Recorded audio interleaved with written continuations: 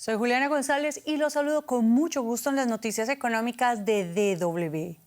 Aún es pronto para conocerse con exactitud el daño económico que supondrá para Ucrania la invasión rusa que ya cumple 243 días. Parte de la infraestructura del país ha resultado parcial o completamente destruida, ya sean edificios, carreteras, aeropuertos o redes de suministro. Su reconstrucción durará años y necesitará el apoyo de otros países. En el foro germano-ucraniano celebrado en Berlín se reunieron representantes empresariales de ambos países para apoyar la rápida reconstrucción de Ucrania. Los bombardeos contra Ucrania dejan edificios, vías, autopistas y plantas eléctricas en ruinas. No se ve el fin de la guerra, pero el gobierno alemán ya se prepara para ayudar a reconstruir el país. Al llegar el invierno, allí se requerirá electricidad, calefacción y agua. El canciller Olaf Scholz espera atraer inversores con la perspectiva de que Ucrania ingrese a la Unión Europea. Es una señal para los inversores privados. Quien invierta ahora en la reconstrucción de Ucrania invierte en un futuro miembro de la Unión Europea que será parte de nuestra comunidad legal y de nuestro mercado interno. En Ucrania ya operan 2.000 compañías alemanas, que a pesar de la guerra siguen allí. Esa cifra podría aumentar con otras empresas que ayuden a reconstruir el país. Lo que más urge es reconstruir de forma rápida y eficiente el sistema energético ucraniano, y especialmente en cuanto a la descentralización del suministro, porque los rusos atacan las enormes centrales eléctricas construidas en la antigua Unión Soviética. De ese modo es muy fácil apagar grandes ciudades como Kiev, Leópolis o Kharkov. El gerente de una gran compañía de logística en la ciudad de Dnipro está ansioso por hallar inversores. Es un buen momento para invertir en carreteras y soluciones de transporte en Ucrania, también en almacenes. Y como el ancho de vía de las estructuras ferroviarias ucranianas sea distinto del de la Comunidad Europea, es también un buen momento para invertir en puertos secos en la frontera entre el bloque y Ucrania.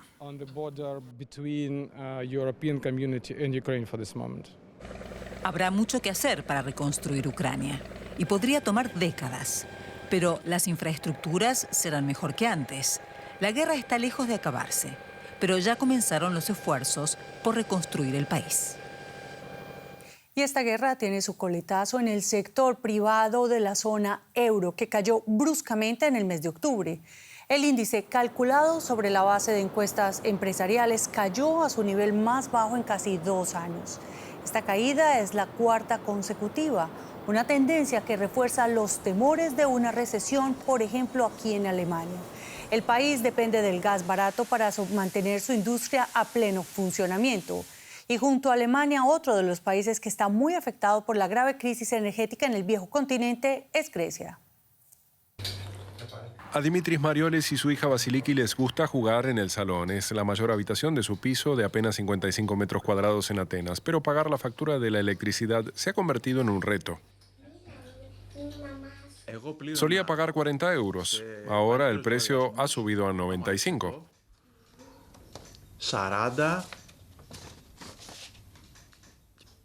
Ello pese a los subsidios. El Estado paga casi 80 euros de la factura de Dimitris. Sin esa ayuda, tendría que desembolsar casi 175 euros al mes. El aumento del precio de la electricidad le está obligando a recortar gastos en comida. Dimitris y su mujer ganan en torno a 23.000 euros anuales. La razón del incremento de precios es que la mayor fuerza energética de Grecia es el gas. El año pasado, la mitad de ese gas procedía de Rusia. Pero ahora la cosa ha cambiado y cerca de 2/3 del gas natural licuado de Grecia procede de otras fuentes. Halfcore es la mayor empresa griega de productos de cobre. Es una de las que más energía consume en el país. Tras años de crisis económica, la industria griega resucita pese a la pandemia de coronavirus. Sin embargo, los costes de producción han aumentado un 40% desde principios de año. Hay empresas, incluyendo aquellas que más energía consumen, que han empezado a echar el cierre. Reina la incertidumbre. Las posibilidades de subsistir son escasas. Tras el repunte de las exportaciones en los últimos años, la crisis energética está suponiendo un duro varapalo. El gobierno griego ya había iniciado una transición hacia las fuentes de energía renovables antes de que estallara la crisis del gas y no pretende parar ahora. También había previsto detener la minería del carbón, pero ha tenido que volver a poner en funcionamiento varias plantas, además de desembolsar más de 2.000 millones de euros en subsidios energéticos al mes. Y hacemos un repaso de otras noticias en formato breve. Egipto pretende elaborar un nuevo indicador monetario en un intento de desvincularse de la libra egipcia del dólar estadounidense. El nuevo índice se basaría en una canasta de divisas y en el oro. La moneda local ha perdido una cuarta parte de su valor frente al dólar desde marzo a consecuencia de la guerra de Ucrania. El príncipe heredero y primer ministro de Arabia Saudita, Mohammed bin Salman, anunció un paquete de $10.000 millones para impulsar las inversiones en la cadena de suministros y proyectos logísticos. Estas inversiones se suman a los 130.000 millones que el país tenía previsto invertir hasta 2030 para transformar el país en una potencia industrial menos dependiente del petróleo. Y los ministros de Clima de la Unión Europea acordaron este lunes una postura conjunta de cara a la cumbre del clima de noviembre de la COP27.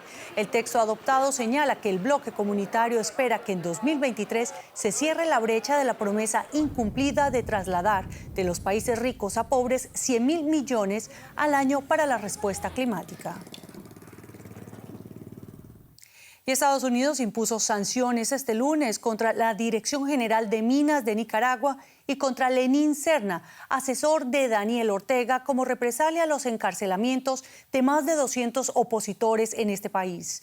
Las autoridades del país centroamericano usarían las ganancias de la producción y venta de oro para, de acuerdo con el Departamento del Tesoro estadounidense, oprimir al pueblo nicaragüense.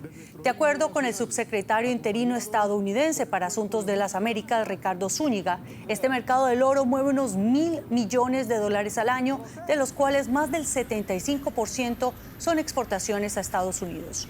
Un tema del que hablaremos con Ana Nieto, nuestra analista financiera que nos acompaña en Nueva York. Ana, y a propósito de esto, ¿qué efecto tienen estas sanciones del Tesoro y de la Casa Blanca? Lo que significa es que ninguna empresa de Estados Unidos puede hacer negocios mineros con la industria del oro en Nicaragua. Además, estas sanciones, que solamente se ciñen a la industria del oro, se podrían ampliar a otras industrias, tanto de importación como de exportación, en caso de que así lo considere el gobierno de Joe Biden. El Tesoro ha impuesto unas sanciones también a la Dirección General de Minas, al ministro de Economía, Salvador Castells, también a Lenín Serna, que es uno de los asesores más importantes que tiene Daniel Ortega. El comunicado del Tesoro es muy duro. Habla de que el gobierno de Daniel Ortega y sus asesores, sus más allegados, están utilizando el oro y todo lo que llega desde el oro para no solamente embolsárselo, sino también para pagar a las personas que les están apoyando en el régimen y además ir contra todos aquellos que están intentando una vuelta a la democracia o aquellas partes de la sociedad civil que se ven más reprimidas. También la administración explica que muchas partes de los beneficios del oro están destinados a alimentar la inestabilización global, sobre todo en todo lo que se refiere a la guerra de Rusia en Ucrania. Muchas gracias, Ana Nieto, por estas valoraciones y hasta pronto. Y la economía china superó las expectativas al expandirse un 3,9% interanual en el tercer trimestre. El dato, aunque positivo, se mantiene por debajo del objetivo oficial de crecimiento del 5,5% este año. La estricta política de cero COVID ha provocado una disminución de la demanda interna y de la producción. China retrasó la publicación de las nuevas cifras económicas hasta después del Congreso del Partido Comunista, que finalizó este fin de semana con la reelección de Xi Jinping para un tercer mandato. China, considerado un país de renta media con ingresos per cápita de $12.500, se enfrenta a dos grandes desafíos en su carrera por alcanzar una mayor renta. Y de ello nos habla Adrián Foncillas desde Pekín. La economía china se enfrenta a dos graves problemas. El interno es la política cero COVID, que este año ha implicado, por ejemplo, el cierre de Shanghái durante casi 3 meses. El externo es la hostilidad creciente de Estados Unidos, que va mucho más allá de aquella guerra de aranceles de Donald Trump, que hoy parece un juego de niños. Y contra todas esas turbulencias, la receta es fortalecer el sector público. Hace solo 10 años, China prometía que le iba a dar más espacio al mercado y que adelgazaría las paquidérmicas empresas estatales. Hoy las necesidades van por otro lado y el comité permanente que acaba de ser anunciado lo demuestra. El primer ministro, que en China suele estar a cargo de la economía, será más que probablemente Li Qiang, un acólito de Xi Jinping. No hay ninguna representación en el comité ni del clan de Shanghái ni de la Liga de las Juventudes del partido. Es decir, cualquier vestigio mínimamente liberal ha quedado erradicado. Este congreso ha servido también para finiquitar ya del todo el denguismo y el crecimiento a cualquier precio del presidente Jiang Zemin. Ahora lo que manda es la prosperidad común, que una vez erradicada la pobreza extrema consiste en reducir las desigualdades sociales, y eso implica, si es necesario, meterle mano con sanciones a sectores tan bollantes como el tecnológico o la educación extraescolar. Y así llegamos al final de La Economía. A ustedes muchas gracias por acompañarnos y quédense con nosotros en Deutsche Welle.